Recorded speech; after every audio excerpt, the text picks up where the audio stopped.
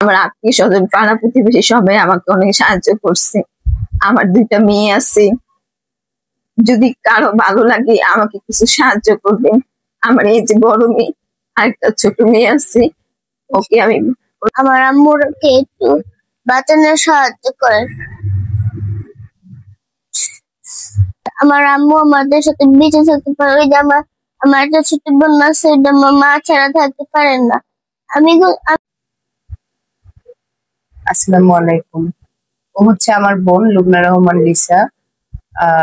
1.5 থেকে 2 বছর আগে হঠাৎ ধরা পড়ে জোর ব্রেস্ট ক্যান্সারে আক্রান্ত। এরপর থেকে আমরা চিকিৎসা শুরু করি আমাদের যতটুকু সম্ভব তা দিয়ে।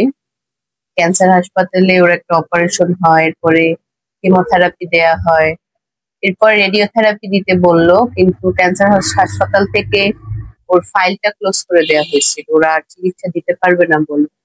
তো সরকারি মাধ্যমে আমরা চিকিৎসাটা নিতে পারি নাই। এরপরে প্রায় 6 থেকে 7 মাস ওর চিকিৎসা বন্ধ ছিল, যার কারণে ক্যান্সারটা অনেক ছড়িয়ে গিয়েছে। তারপরে হচ্ছে ডেল্টা হসপিটালে অনেক ঋণ করে আমরা 16টা রেডিওথেরাপি শেষ করি। রেডিওথেরাপি শেষ হতে না হতেই ওর হঠাৎ জন্ডিসে আক্রান্ত হয়।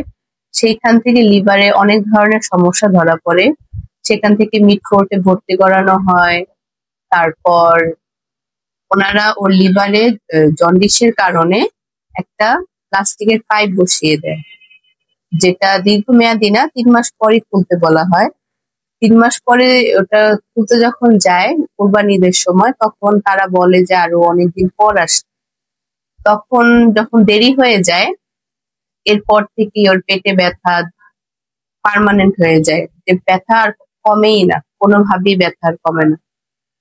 এরপরে হচ্ছে ঈদের পরে কিছুদিন আগে অন্য একটা পাইপ বসায় দেয়, সেটা হচ্ছে স্টিলের।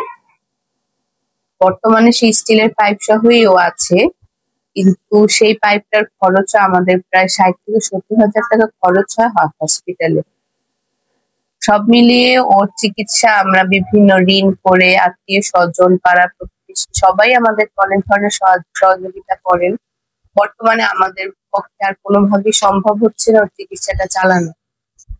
যদি কোনোভাবে কারো সম্ভব হয় আমাদেরকে সহযোগিতার হাত বাড়াবে প্লিজ।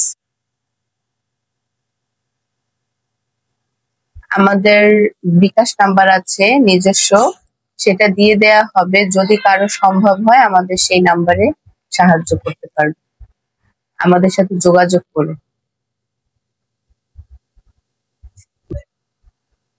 আসসালামু আলাইকুম। আমার কথা যা বলার তো আমার বোন বলবই। তারপরেও আমি এখন অনেক অসুস্থ, কিছু খাইতে পারি না, খাইলে হজম করতে পারি না। তারপর হজম করতে না পারলে ওই মানুষটা তো, এটা তো স্বাভাবিক ভাবি, সবাই জানি। আমার আত্মীয় স্বজন পাড়া প্রতিবেশী সবাই আমাকে অনেক সাহায্য করছে। আমার 2টা মেয়ে আছে, যদি কারো ভালো লাগে আমাকে কিছু সাহায্য করবেন।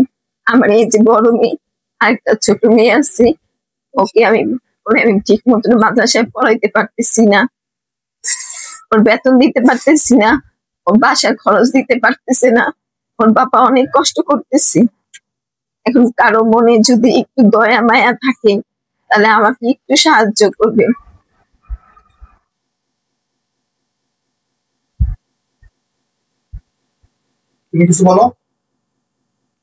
বলুন। আমার আম্মুকে আপনারা বাঁচানোর সাথে আমার আম্মুকে একটু বাঁচানোর সাহায্য করেন। আমার আম্মু আমাদের সাথে বেঁচে থাকতে পারে। ওই যে আমার একটা ছোট বোন আছে, ওইটা আমার মা ছাড়া থাকতে পারেন না। আমি থাকতে পারি, কিন্তু আমার বোন থাকতে পারে না। আপনারাই বলেন, একজন ছোট মেয়ে তার মাকে ছাড়া কেমন না থাকতে পারে।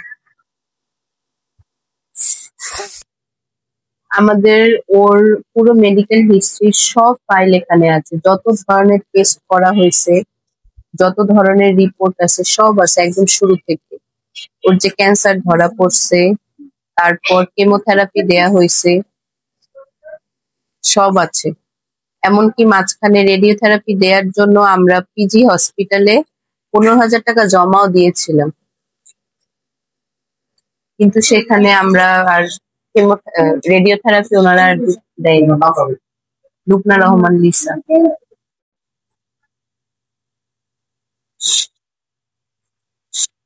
এটা আমার মেয়ে, আজ 2 বছর পর্যন্ত অসুস্থ।